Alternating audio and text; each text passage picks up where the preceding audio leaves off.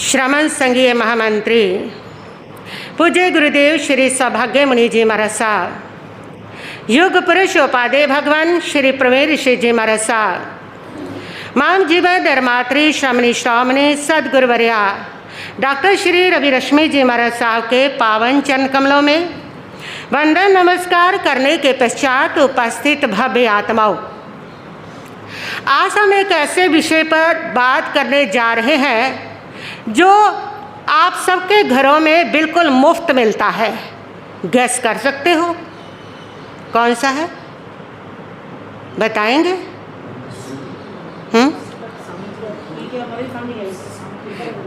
समझ नहीं आई? एक ऐसे विषय पर बात करें आज जो आपके घरों में बिल्कुल मुफ्त मिलता है। गुस्सा, हाँ बिल्कुल सही। गुस्सा बिल्कुल मुफ्त की चीज़ है, इसीलिए हम उसे जम करके इस्तेमाल करते हैं और जब उससे नुकसान हो जाता है तब माथा पकड़ के कहते हैं कि हे भगवान, ये गुस्सा पता नहीं कहाँ से आ जाता है। गुस्सा उस मेहमान की तरह से है जो आपके घर में बिना बुलाए आ गया और उसके बाद आपके घर से सब कुछ लेकर के चला गया। ऐसे ही गुस्सा है, वो बिना बुलाए आता है लेकिन आपकी सुख शांति सम्मान रिश्ते और सब लेकर के चौपट करके चला जाता है। एक व्यक्ति ने मुझे कहा कि महाराज जी, मुझे गुस्सा बहुत जल्दी आता है। मैंने उसको कहा कि भैया, गुस्से के पास ओनली फास्ट डिलीवरी है, उसके पास स्लो सर्विस है ही नहीं है। इसलिए गुस्सा जब भी किसी के पास आएगा तो फास्ट डिलीवरी के साथ ही आता है, ये स्लो सर्विस का ऑप्शन रखता ही नहीं है। इसलिए कभी ये शिकायत तो मत करो कि मुझे गुस्सा क्या आ रहा है, जल्दी आ रहा है। गुस्सा आ रहा है तो गुस्सा जल्दी का काम ही करने वाला है। वो जब भी आएगा आके तूफान ही मचाएगा। वो जब भी आएगा वो बिना सोचे समझे काम करेगा। वो जब भी आएगा वो आपके विवेक को ख़त्म करेगा। वो जब भी आएगा वो बिना सोचे बोलेगा, बिना सोचे ही वो आपके बहुत सारे नुकसान कर देगा, क्योंकि उसका काम फास्ट डिलीवरी है। जो भी उसने देके जाना है तुम्हें फास्ट देके जाएगा। वो तुम्हें पछतावा फास्ट देके जाएगा, दुख फास्ट देके जाएगा, घर की अशांति फास्ट देके जाएगा और तुम्हें परेशानी फास्ट देके जाएगा। इसके पास फास्ट डिलीवरी है। और गुस्से के पास है क्या? फास्ट डिलीवरी में मिलने वाला क्या है? गुस्से के पास अशांति है, गुस्से के पास दुख है, गुस्से के पास रिश्तों का चौपट होना है, गुस्से के पास सारा नुकसान ही नुकसान है। इसलिए जब भी वो फास्ट डिलीवरी करेगा तो तुम्हें यही सब करने वाला है, यही देने वाला है।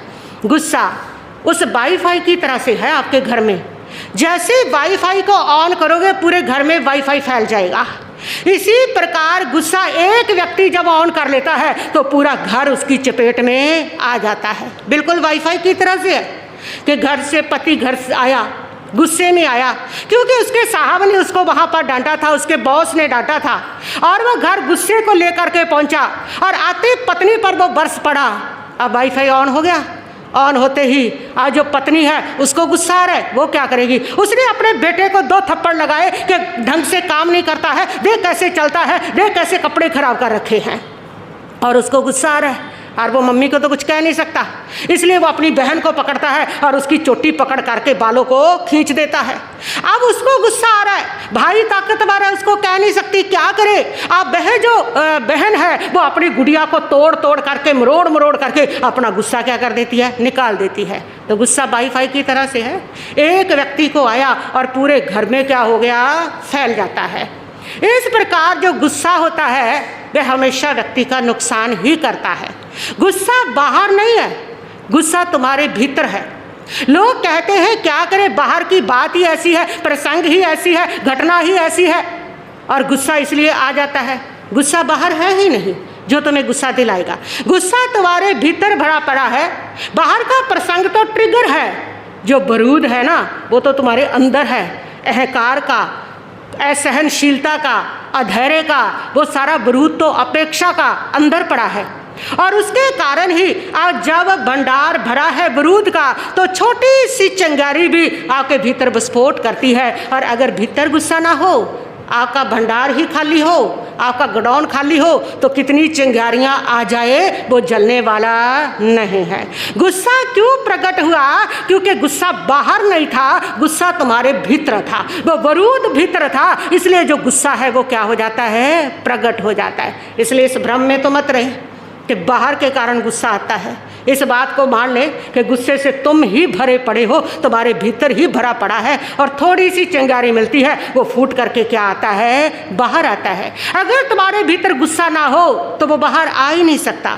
भगवान महावीर का गुस्सा, उनको इतने लोगों ने कष्ट दिया, क्यों नहीं बाहर आया? क्योंकि उनके भीतर क्या नहीं था? गुस्सा नहीं था। इसलिए दूसरी बात है कि परिस्थितियाँ गुस्सा दिलाती हैं, प्रसंग गुस्सा दिलाते हैं, घटनाएं गुस्सा दिलाती हैं। लोग कहते हैं करें क्या, लोग गुस्सा दिलाते हैं, लेकिन महावीर कहते हैं किसी भी परिस्थिति में, किसी भी घटना में, किसी भी प्रसंग में वो ताकत नहीं तुम्हें गुस्सा दिला दे। गुस्सा घटना में नहीं है, प्रसंग में नहीं है, गुस्सा तुम्हारी दृष्टि में है। उस घटना को देखने की दृष्टि, उस प्रसंग को देखने का दृष्टिकोण तुम्हारा जो है उसमें क्या है? गुस्सा है। प्रसंग तो वही होता है, लेकिन तुम कैसे ले रहे हो उस प्रसंग को, उसके ऊपर गुस्सा है। एक बाप ने बेटे को उपलम्ब दिया कि तू बिल्कुल गधा है। जो आज्ञाकारी बच्चा है, जिसका लेने की दृष्टि है, वो सोच रहा है बाप मेरे फायदे के लिए कह रहा है, अब उसको गुस्सा नहीं आएगा।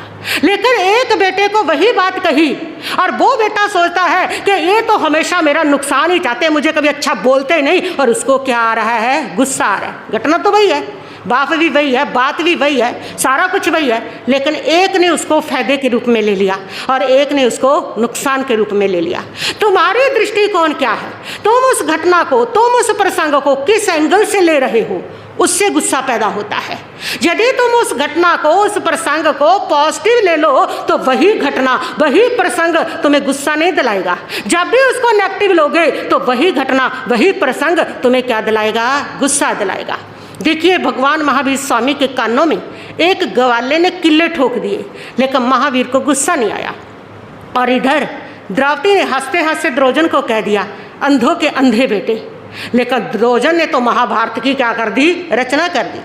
तो प्रसंग वो तो छोटा सा ही है, कि शब्द ही बोला है तो भी महाभारत होगी। और महावीर के तो शब्द छोड़ो, पूरे कानों में किल्ले ठोक दिए, लहूलुहान कर दिया, और तो भी क्या नहीं आया? गुस्सा नहीं आया। इसका मतलब घटना गुस्सा नहीं दिलाती। घटना तो जो महावीर के साथ घटी है वो ज़्यादा बड़ी है, और जो द्रोजर के साथ घटी है वो तो मजाक में कही गई बात थी, वो तो इतनी बड़ी बात ही नहीं थी। लेकिन लेने की बात है, द्रोजर ने उस बात को बहुत बड़े रूप में लिया, नेगेटिव रूप में लिया, और महावीर ने उसी बात को पॉजिटिव रूप में लिया कि मेरा कर्जा था इसके ऊपर, आज मैंने कर्जा क्या कर दिया? चुका दिया। उस घटना के रूप में लिया, तो उनको गुस्सा नहीं आया।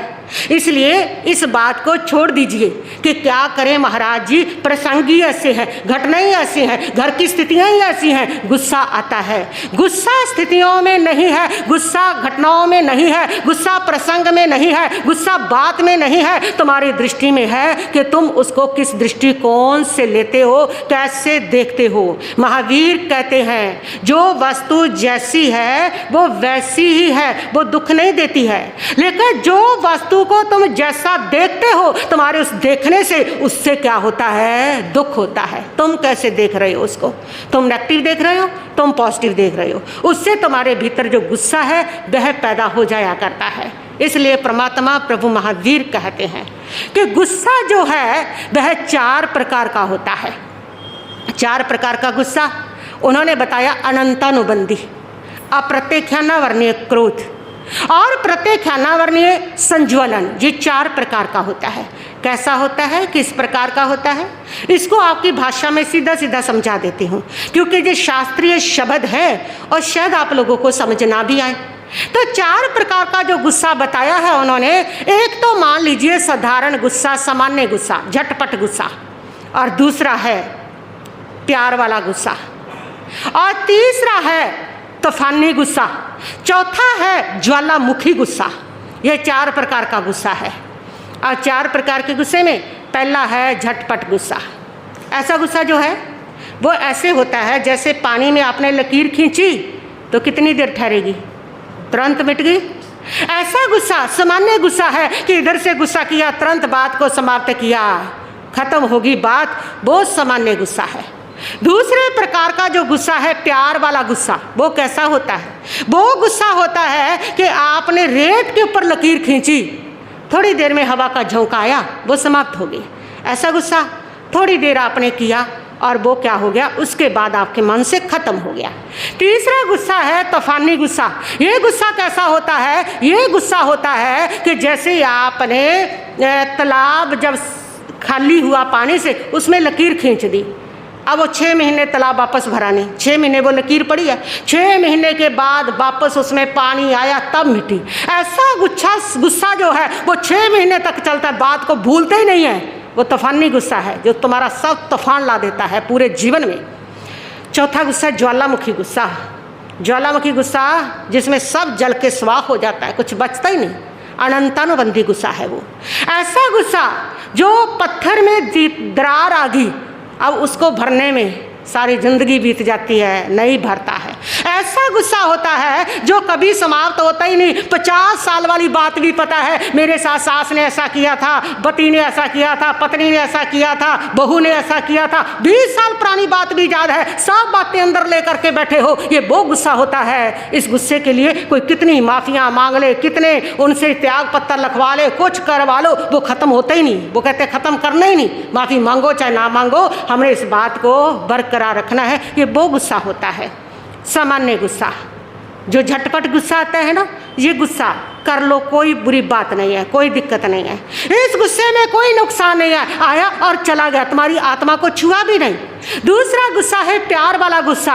ये गुस्सा जो आप अपने बच्चों के फायदे के लिए करते हो, उनकी पढ़ाई के लिए करते हो, एक गुरु शिष्य के अनुशासन के लिए करता है। क्लास में टीचर क्लास को पढ़ाने के लिए, अनुशासित करने के लिए करते हैं। जिस गुस्से के पीछे तुम्हारा प्यार, तुम्हारा हित छिपा होता है, वो होता है प्यार वाला गुस्सा। ये भी कर लो, इसकी भी इजाज़त है, इसमें भी कुछ नहीं होगा, कोई बात नहीं। तूफानी गुस्सा, वो गुस्सा जो 6-6 महीने ख़त्म ही नहीं होता, जो माफ़ करने में नहीं आता, जिस गुस्से को ख़त्म करने के लिए लोगों को पंचायत बैठानी पड़ती है, 4 लोगों को बुलाना पड़ता है, पंचायत नामा लिखना पड़ता है, वो तूफानी गुस्सा है। वो गुस्सा कभी मत करो। ज्वालामुखी गुस्सा, ये तो कभी समाप्त ही नहीं होता। इस गुस्से तो भगवान भी माफ़ नहीं करते हैं। ये गुस्सा जन्म जन्मांतर तक साथ चलता है। अगर इस जन्म में, पूरे जन्म में गुस्सा रह गया ना, उस गुस्से को किसी क्षमा याचना से, किसी माफ़ी से समाप्त ना किया, तो ये गुस्सा तुम्हारे साथ जन्म जन्मांतर तक चलेगा। और इस गुस्से में तुम उस व्यक्ति के पीछे पड़े ही रहोगे और वो तुम्हारे पीछे पड़ा रहेगा। जैसे भगवान पारसनाथ और कमठ पहले जन्म में दोनों भाई थे। पारसनाथ जी एक अच्छे इंसान, धार्मिक इंसान थे, और उनका जो भाई था वो दुराचारी था, और एक बार वो अपने भाई के पीछे ही पड़ गया। और ऐसा गुस्सा 10 साल तक भगवान पारसनाथ को वो मारता रहा, 10 साल तक अपने भाई को समाप्त करता रहा। ऐसा गुस्सा जो 10 साल भी नहीं छूटता। ऐसा गुस्सा जैसे अग्नि शर्मा और गुणसेन राजकुमार ने अग्नि शर्मा के साथ थोड़े भद्दे मजाक किए और उसको उसके प्रति गुस्सा आ गया। अब उस गुस्से को समाप्त नहीं कर रहा, अब उस गुस्से को बांध के बैठा है। इसने ऐसा किया, इसने ऐसा किया। 21 जन्म तक वो उस गुणसेन को कभी बाप बन के मारता रहा, कभी माँ बन के मारता रहा, कभी भाई बन के, कभी पत्नी बन के, कभी पति बन के, हर रिश्ते के साथ आकर के उसने उसको समाप्त किया। ये वो गुस्सा होता है जो जन्म जन्मांतर तक तुम्हारे साथ चलता है। इसलिए ये गुस्सा भगवान के द्वारा भी माफ़ नहीं होता। यह गुस्सा आत्मा का इतना पतन करता है, ज्वालामुखी की तरह से तुम्हारी आत्मा का सारा पुण्य, सारा धर्म, सारे गुण जो है वो जला करके राख कर देता है। यह गुस्सा कभी भी मत करो। गुस्सा अगर हद में है तो गुस्सा आपकी ताकत है। गुस्सा अगर हद से ज़्यादा है तो वही गुस्सा आपके लिए क्या है? जहर है। हद में अनुशासन के लिए, गुस्सा जो अनुशासन के लिए किया जाता है, गुस्सा जो धर्म के लिए किया जाता है, गुस्सा जो है वो न्याय के लिए किया जाता है, वह गुस्सा हमेशा बुरा नहीं होता, वह गुस्सा अच्छा होता है। अगर ऐसा गुस्सा करने वाले लोग ना होते तो आज समाज में धर्म की स्थापना नहीं होती थी, आज ईमानदारी की स्थापना नहीं होती थी। ये वही लोग थे जिन्होंने अपने गुस्से के द्वारा गलत के प्रति आवाज बुलंद की और समाज में सत्य की, धर्म की अच्छी स्थापना की। ये वही लोग थे। अगर भगवान राम उस रावण की मर्यादा के प्रति गुस्सा ना करते और शांत रह जाते तो कभी मर्यादा की स्थापना नहीं होती थी। अगर कृष्ण कंस की उस अन्याय के प्रति आवाज बुलंद ना करते तो कभी भी सत्य की और न्याय की स्थापना नहीं होती थी। ये वो गुस्सा है जो महापुरुषों ने सत्य की स्थापना के लिए किया है। और ऐसा जो गुस्सा होता है, जिस गुस्से के साथ आपकी सत्य की मिसाल जलती है, ऐसा गुस्सा आपके पुण्य का कारण होता है, पाप का कारण नहीं। जिस गुस्से से आपके रिश्ते जल जाते हैं, जिस गुस्से में नफरत होती है, जिस गुस्से में अहंकार होता है, ईर्ष्या होती है, ऐसा गुस्सा आपके लिए पाप का कारण बनता है। लेकिन जिस गुस्से में आपके पास सत्य है, जिसका उद्देश्य अच्छा है, जिसका लक्ष्य अच्छा है, वो गुस्सा पुण्य का कारण बनता है। गुस्सा हर बार बुरा नहीं है। गुस्से के प्रति आपकी भावना क्या है, गुस्से के प्रति आपकी सत्य है, क्या न्याय के लिए गुस्सा है, किसके लिए गुस्सा है? ऐसा गुस्सा जो होता है वो सत्य और धर्म की स्थापना करता है और उससे धर्म की रक्षा भी करता है। अधर्म से, पाप से धर्म की रक्षा करता है। इसलिए वो गुस्सा जो होता है वो पुण्य के लिए हुआ करता है। तो आप गुस्सा अगर कर रहे हो ना, बहुत लोगों के सवाल होते हैं कि आप कहते हैं गुस्सा नहीं करना, बच्चों के ऊपर नहीं करते तो वो पढ़ते नहीं हैं, नहीं करते तो वो बिगड़ जाते हैं। अरे भाई, जिस गुस्से के पीछे तुम्हारा प्यार झलक रहा है, जिस गुस्से के पीछे उस बच्चे के प्रति तुम्हारी हित भावना झलक रही है, उस हित भावना के कारण वो गुस्सा तुम्हारा पुण्य का कारक है, वो पाप का कारक नहीं है। जिस गुस्से के प्रति तुम्हारी ईर्ष्या है, अहंकार है, जलन है, द्वेष है, ऐसा जो गुस्सा है वो पाप का क्या है? कारण है। उसके पीछे का मकसद, चेटक राजा जैसों ने बड़े बड़े युद्ध किए, करोड़ों लोग इस युद्ध में मरे, फिर भी चेटक राजा देवलोक में गए, क्योंकि वह जो युद्ध था वह ईर्ष्या के कारण नहीं था, द्वेष के कारण नहीं था, वो उनका जो युद्ध था मात्र न्याय और सत्य धर्म की रक्षा के लिए था। इसलिए इतने बड़ा युद्ध करके भी चेटक राजा कहाँ जाते हैं? देवलोक में, स्वर्ग में पहुँचते हैं। अगर तुम्हारे गुस्से के पीछे हित की भावना है, अगर सत्य धर्म की भावना है, उससे सत्य की मिसाल जल रही है, तो वो गुस्सा बुरा नहीं, बल्कि वो गुस्सा सत्य की, धर्म की स्थापना किया करता है। लेकिन हाँ, जो ही गुस्सा आ रहा है, बिना कारण गुस्सा आ रहा है, बिना मतलब गुस्सा आ रहा है, और जिस गुस्से में आपके अहंकार टकरा रहे हैं, वह गुस्सा आपके शरीर का भी नुकसान करता है, आपकी आत्मा का भी और आपके परिवार का भी नुकसान करता है। ऐसे गुस्से से बचो। ऐसे गुस्से से बचने के लिए आप ऐसा कर सकते हैं, जिस समय आपको बार बार गुस्सा आता है तो उसको जल्दी से ठंडा करो, गुस्से को तुरंत ठंडा करो, गुस्से को ज़्यादा टाइम मत दो, तुरंत ठंडा कर दो। जो गुस्से को टाइम दे देते हो वो गुस्सा गांठ में बदल जाता है। उस गुस्से को तुरंत ठंडा कर लेते हो तो गुस्सा क्या हो जाता है? शांत हो जाता है, जल्दी से ठंडा। जैसे आप कितनी चीज़ों को ठंडा करते हो, आपका मोबाइल ज़्यादा गर्म हो गया, तुरंत उसको ठंडा करते हो, इसी में रख दे, हवा में रख दे, ये ठंडा हो जाए, क्योंकि पता है अगर इसको ठंडा नहीं करेंगे तो क्या हो जाएगा? बैटरी फट के विस्फोट हो जाएगा, ये आपको पता है। ऐसे जब आपको गुस्सा आया तुरंत ठंडा कर लो, वो भी बैटरी की तरह से फट करके विस्फोट कर देगा, अन्यथा उसको तुरंत ठंडा कीजिए। और ठंडा करने के लिए करना क्या है? आपको करना क्या है? जिस समय गुस्सा आया पानी पी लीजिए, उस समय 1 गिलास 2 गिलास ठंडा पानी पी लीजिए। पानी पीने से भी आपको शांति मिलेगी, ठंडक आएगी, क्योंकि गुस्सा आपका बीपी का टेम्परेचर बढ़ाता है। और जैसे ही पानी पीते हो तो आपका टेम्परेचर क्या होता है? डाउन होता है। जैसे ही गुस्सा आता है तो पानी पी लीजिए, उसको टाइम भी नहीं मिलेगा। एक व्यक्ति था, उस व्यक्ति को बहुत गुस्सा आता था और सभी लोग उसको गुस्सा एक्सप्रेस के नाम से बोलते थे, ये तो गुस्सा एक्सप्रेस है, गुस्सा एक्सप्रेस है। और इतना गुस्सा करता, हर बात पे लाल। और उससे एक बार किसी ने पूछा कि तुम इतना गुस्सा क्यों करते हो? उस व्यक्ति ने कहा कि क्या करूं, गुस्सा आता ही ज़्यादा है। फिर एक दिन संतों की संगति में पहुंच गया और उनके पोते ने शिकायत लगाई कि महाराज जी, मेरे दादाजी को बहुत गुस्सा आता है, इनको समझाओ। और संत ने उसको कहा कि भी इतना गुस्सा क्यों करते हो? उसने कहा कि महाराज जी, करूं क्या, ये सारे लोग गलतियां ही ऐसी करते हैं कि मेरे को गुस्सा आ जाता है। लोग प्रसंग की स्थितियां ऐसी पैदा करते हैं कि गुस्सा क्या हो जाता है? आ जाता है। संतों ने कहा कि चलो कोई बात नहीं, जब भी तुम्हें गुस्सा आए ना, एक काम करना, उस समय पानी पी लेना, अगर शांत नहीं हुआ तो और पी लेना, फिर शांत नहीं हुआ तो और पी लेना, और तुम्हारा पानी से गुस्सा ठंडा हो जाएगा। उसने कहा ठीक है। अगले दिन जब उसको गुस्सा आया, उसने 1 गिलास पानी पिया, गुस्सा भी दिया, दूसरा गिलास पी लिया, गुस्सा भी दिया, तीसरा पी लिया, चौथा पिया, 5वां गिलास उसने पानी का पी लिया। गुस्सा तो शांत नहीं हुआ, लेकिन बार बार बाथरूम में जा करके गुस्सा करने का टाइम नहीं मिला। बार बार जब उसको जाना पड़ा, और इस प्रकार जब किसी ने देखा कि अब इनका गुस्सा कम हो गया, क्योंकि गुस्से में वो पानी पीता 5-7 गिलास, फिर सारा दिन बाथरूम में फिरता रहता और गुस्सा करने का टाइम ही नहीं मिल रहा था, गुस्सा धीरे धीरे शांत होने लगा। आखिर लोगों ने नोटिस किया भी इस व्यक्ति को अब गुस्सा नहीं आता, और आखिर उसके पोते ने पूछ लिया कि दादाजी आप तो बिल्कुल शांत हो गए, गुस्सा नहीं करते हो। उसने कहा कि बेटा पहला गुस्से से बीपी बढ़ता था, अब पानी पीता हूँ, सेहत भी ठीक हो रही है, और बार बार वहाँ जाने से टाइम भी नहीं मिल रहा, मन भी शांत हो गया है, और लोग भी पहले मुझे गुस्सा एक्सप्रेस कहते थे, अब मुझे पानी एक्सप्रेस कहने लगे हैं, इसलिए सब ठीक हो गया। तो पानी पी लीजिए, उससे आपको पानी ठंडक भी देगा। ज़्यादा पानी पी लोगे तो जाने के टाइम भी नहीं रहेगा। ये बेला दिमाग शैतान दा कर, गुस्सा वहीं से पैदा होता है। जितना खाली बैठोगे, बिजी हो जाओ तो गुस्सा अपने आप समाप्त होने लगता है। और दूसरा कारण है कि जब गुस्सा आता है उस समय गिनती गिननी शुरू कर दो। तीसरा कारण है, जहाँ गुस्सा आया उस माहौल से दूर चले जाओ, उस घर से, उस जगह से दूर चले जाओ, क्योंकि आपके गुस्से के परमाणुओं ने उस घर को पकड़ लिया है। अब वहाँ रहोगे तो वो और बढ़ेगा, इसलिए वहाँ से स्थान को क्या कर लो, बदल लो।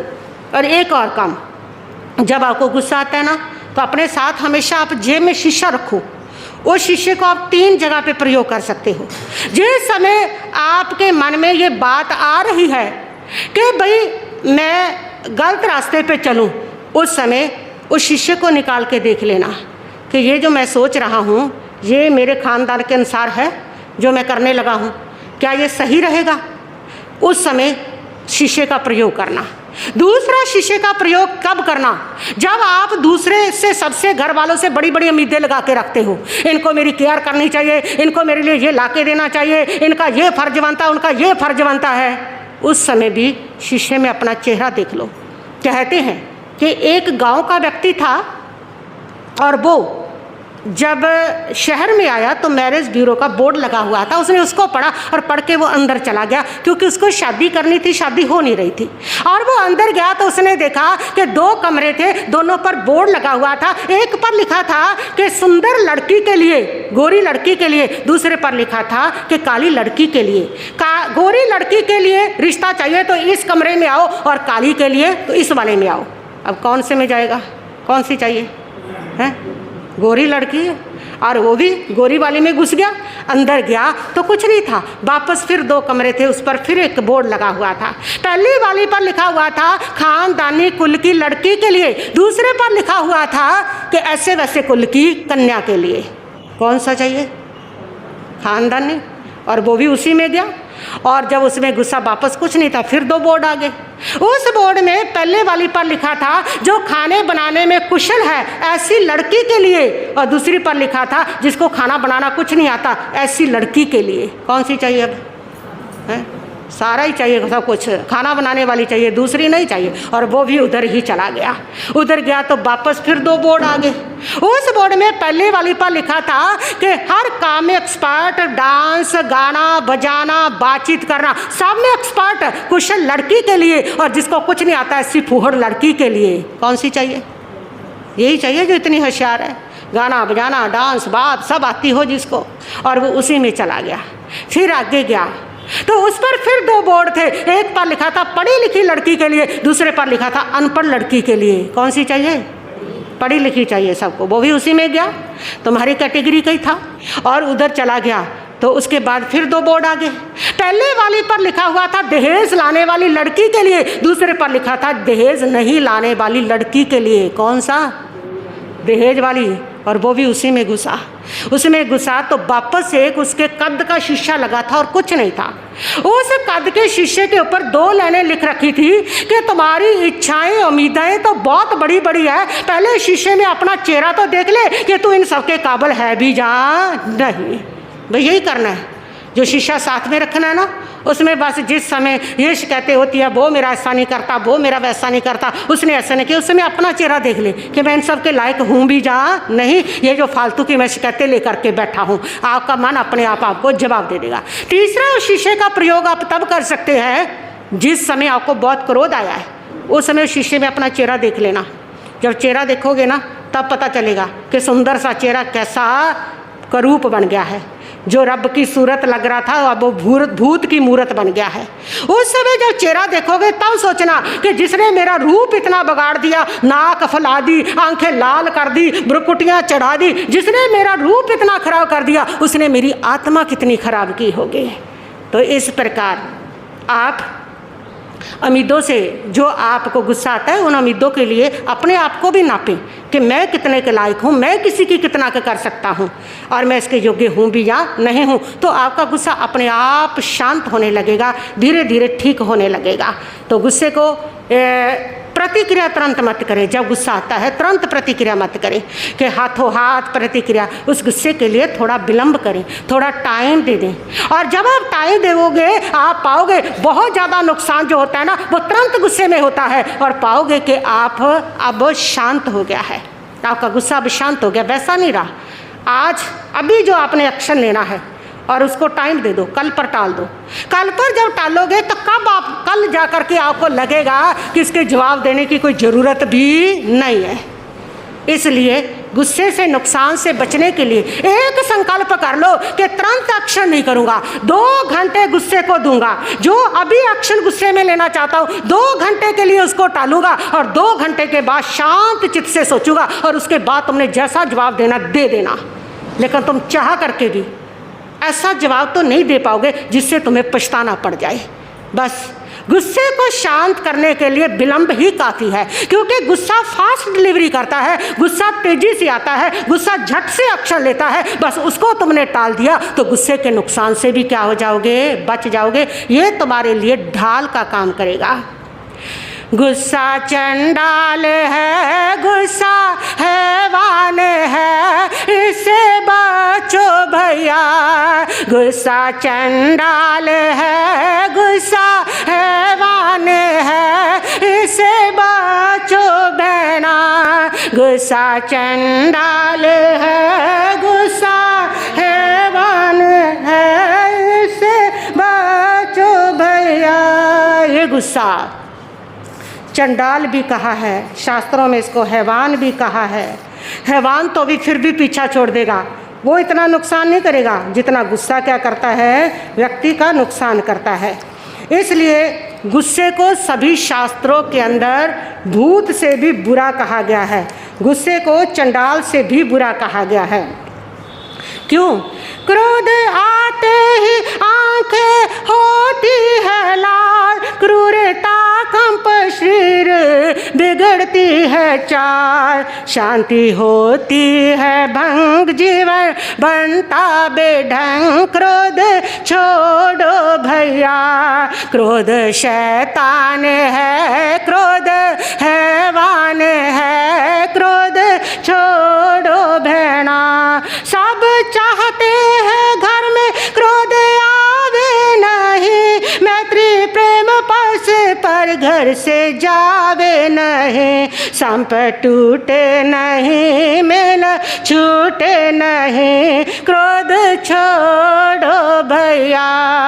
अगर आप चाहते हो घर स्वर्ग हो, अगर आप चाहते हो जीवन सुखदायक हो, अगर आप चाहते हो घर में प्रेम, शांति, सुख, समृद्धि हर समय बना रहे, तो आपको क्रोध को छोड़ना पड़ेगा। यहाँ क्रोध का हैवान वास करता है, यहाँ क्रोध का शैतान वास करता है। वहाँ कभी भी देवी देवता, पितर और देवता परमात्मा जो होते हैं वो कभी भी वास नहीं किया करते हैं। इसलिए अगर चाहते हो हमारे घर में सारे देवी देवता वास कर लें, अगर चाहते हो लक्ष्मी जी वास कर लें, तो क्रोध को, अपने घर को क्रोध से मुक्त बनाएं।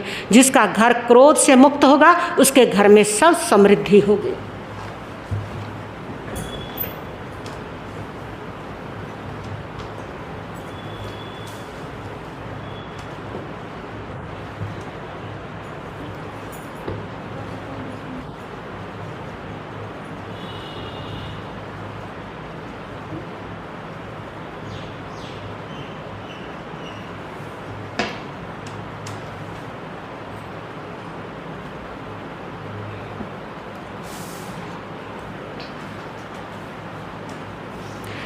हाँ, तो बस इतना ही कहती हूँ। मैं अपने वक्तव्य को यहीं पर स्थगित करती हूँ और गुरनी जी महाराज हमारे बीच पधारे हैं।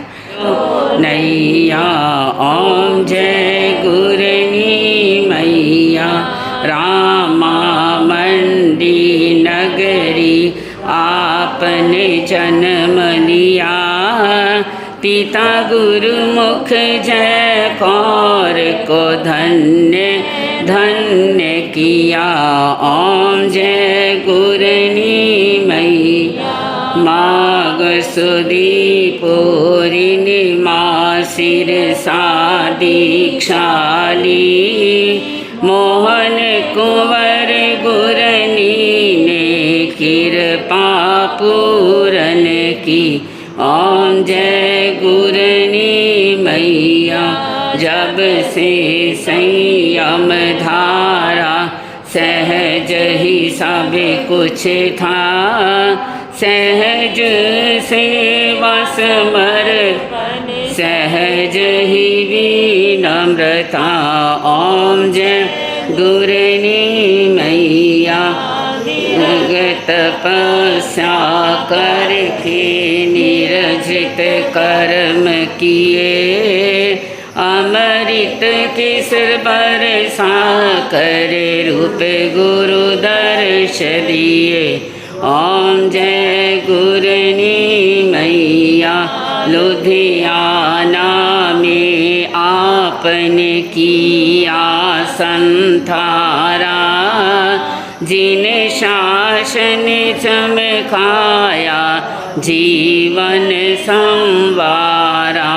ओम जय गुरनी मैया, जो भी दर पे आया पूरी हुई आशा, तब दर्शन की मैया मुझको भी अभिलाषा। ओम जय गुरनी मैया, तमई भावों से आरती जो गावे, रवि रश्मि कहनी से वांछित फल पावे। ओम जय गुरनी मैया। बोलिए चिंतामणि पार्श्वनाथ भगवान की, श्रमण भगवान महावीर स्वामी की, चमत्कारी महापुरुष रूपचंद जी महाराज की, सभी आचार्य भगवंतों की, श्रमण संघ महामंत्री पूज्य गुरुदेव श्री सौभाग्यमुनि जी महाराज की, श्रमी श्रेष्ठ महान साध्वी श्री मोहन कंवर जी महाराज की, तपाचार्य गुरनी मियाँ श्री हेम कंवर जी महाराज की, विश्व के सभी महान पुरुषों की। आज के लिए आप लोगों का नियम, खाने पीने की किसी भी वस्तु में से जूठा नहीं छोड़ेंगे। शहद और मक्खन का आप लोग जो है वह त्याग करेंगे। दोनों का, ये दोनों में से एक चीज़ का त्याग कर सकते हैं जैसे आपको ठीक लगे। और इसके साथ साथ इन दिनों में आप क्रोध के ऊपर प्रवचन सुन रहे हैं कि जो क्रोध है वो क्या नहीं करना चाहिए।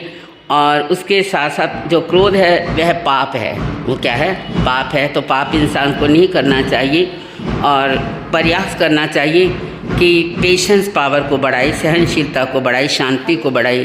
क्रोध मैनेजमेंट का जो विषय है क्रोध मैनेजमेंट का है कि जैसे आप बिजनेस को मैनेजमेंट करते हैं वैसे कल को क्रोध के मैनेजमेंट के सूत्र बताऊंगी आपको कि हम क्रोध को मैनेज कैसे करें। तो इसलिए अवश्य सारे लोग आए, सबको ज़्यादा से ज़्यादा प्रेरणा दें। हाँ, तो इसके साथ साथ जो है आप लोग जो है यह प्रयास करें कि जिस समय आप खाना खाएं, कुछ भी पिएं तो अपनी इष्ट देव का स्मरण करें। जिसने जो भी नियम लेना है ले सकते हैं। उपयोग सैतम त्याग से चतारी मंगलम अरिहंता मंगलम सामंगलम के लिए प्रतोधम मंगलम। चतारी लघुत्मा अरिहंता लघुत्मा सालुत्मा के लिए प्रतोधम लघुत्मा। चतारी शनम पज्जामी रिहंते शनम पज्जामी सिद्धि शनम पज्जामी साउ शनम पज्जामी केली प्रतंग शनम पज्जामी। चार शनि दुखरने मंगल करने और नशर ना कोई होगा। जो वह प्राणी करे आचरण उसका सदा ही मंगल होगा।